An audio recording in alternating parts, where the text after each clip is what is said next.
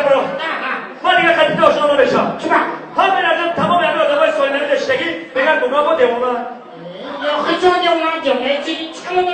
تو دیوانه نستی؟ من با 3 سوال اسمات بکرم که دیوانه هست یا کی نه؟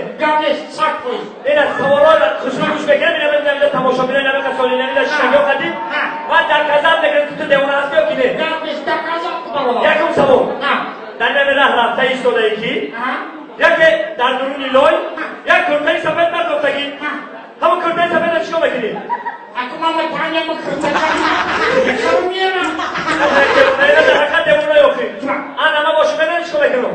یک شما کنه گیرم همون کرتای را درونی لای بردارم داری پکه در بار میکنم ببرم خونم سترن ماشینه خطی بشون و تو کش میکنم ببشون تو میگه بتر نمیتون بود بلکل انا در همین راه رفته ایستاده یکی یک پسر که شروعگه خانومی زیبا در همون راه ایستادگی چیکار میکنه؟ چیکار میکنم؟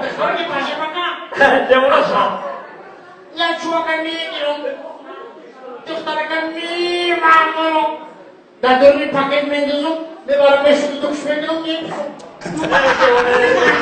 انا باشو بینه چیکار میکنم؟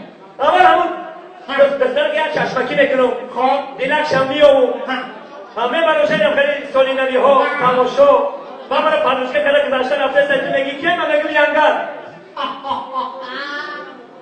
اکو دختر بشوری بیاد قدی بگشته خیلی بیا پرند بگفتی بیشتر فرد کنید در نمی راه رفته ایستاده یکی در همون در نام داری میگو که هر لنگر همه خیلی چیکار میکنی؟ خیلی بازی بکن یا تخم داره بکن ای تخم داره نرم یکم که اصلا رو بگیم دختری خدا دیلکش میام بگیم بیمازم کیلوتر سویلمی سویلمی تماشا بگیریم یک باشکت این تا زوباشکش میخوام از چخشک کلام بیرید که بگیم که یک ینگم